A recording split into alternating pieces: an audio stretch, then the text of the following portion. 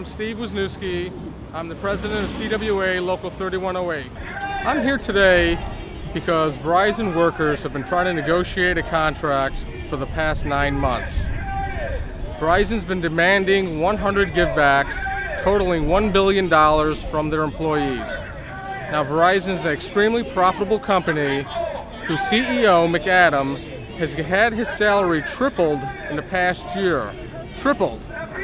Now, Verizon's demanding that their employees give up their pensions, give back drastic cuts in their health care.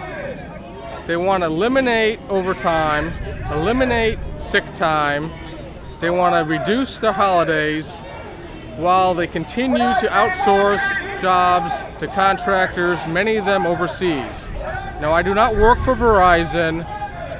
I'm just here because I want a decent quality of life, and I fear that if something doesn't change with Verizon, that I may be next. My name's Curtis Hierro. I'm here with the Student Labor Action Project at UCF. We're a group that unites students and workers in the cause for social and economic justice. And we're out here today to stand with the CWA workers who are currently negotiating their contract with Verizon corporate structure, rather. Up north, about 45,000 workers are currently in collective bargaining negotiations, and at a time when Verizon has made record profit, their CEO has seen their pay tripled within the past year. The people who sit on their corporate structure, they make on average 300 times the average Verizon worker. So everybody's making money. Oh, you know, the workers should be getting a fair deal. Well, at Verizon, that's not the way they see it. They've come to the table with an egregious set of proposals in which they're trying to cut the Verizon workers' pensions. They're coming after their vacation days, their sick days. They're trying to make it easier to outsource their jobs.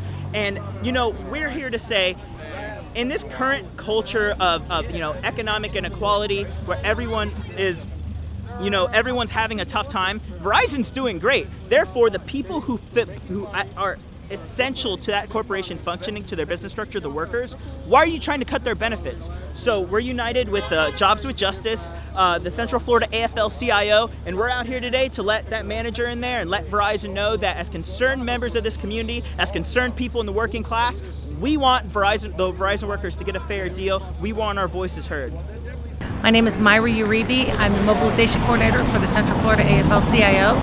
I was a part of the organizing for this event today, and I led the delegation into the store, and it was horrendous. It is an injustice that I've never seen at this level.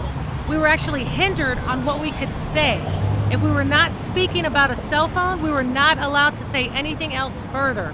We were escorted out of the building if we were not completing some sort of action on our cell phone. So our opinions weren't even allowed to be spoken about or moved forward.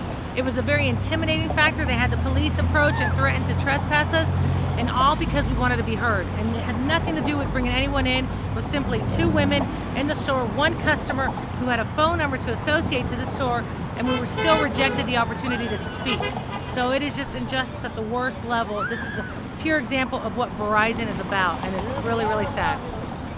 So we came today to tell them we are a delegation of workers who want to be heard, and we want this message to go all the way up to the top. We're doing this all across the state, all across the nation today, and it's about time that the Verizon realizes. But I hope this reaches out to that person who says this injustice is incorrect and will cancel their contracts or won't come up with Verizon.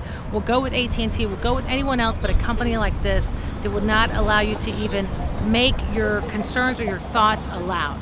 My name's Natalie Antandi, and I was here today because I'm a Verizon customer. I wanted to let the manager of the store pass along to the higher ups in his corporation know that I think what's happening with the employees is disgusting. Their CEO made $23.1 million. He still makes that much. When he first started in 2010, he made just over $900,000 a year. That's quite a jump in just a couple of years, and yet his employees can't get raises. Their pensions are being taken away. New employees aren't even getting any pensions. It's disgusting.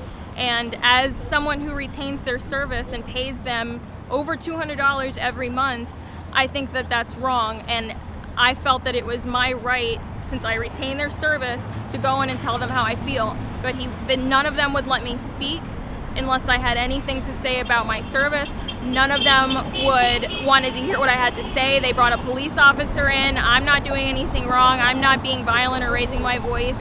And they tried to intimidate me. They tried to take away my right to speak in their store, and I think it's wrong.